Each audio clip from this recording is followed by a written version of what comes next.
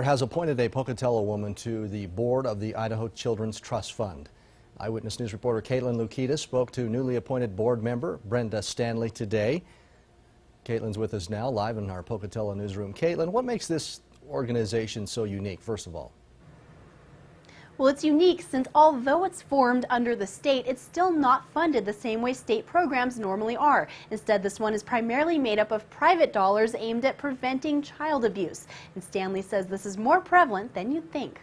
I want to be able to be somebody that, does good work. Meet the newly appointed member to the Idaho Children's Trust Fund Board. And helps people. You might have seen Brenda Stanley roaming around the Portneuf Medical Center as its public information officer. But now she gets to wear another hat. It's a fund that is set up for the state of Idaho to help children who have been abused or neglected. She says many local cases fly under the radar. You see it all over. And I think often we feel that, Idaho is immune to this, and it's just not the case. We're very much in need of an organization like this. The more funding that we have, the more groups we can hold. Bannock Youth Foundation's Family Resource Center director Heather Kemp says they're filling up classes as soon as they open. So more funding will help open up more abuse prevention classes for families. Last year we weren't able to provide the parenting class for infant, toddlers, and preschoolers because we didn't get funding to do that particular program.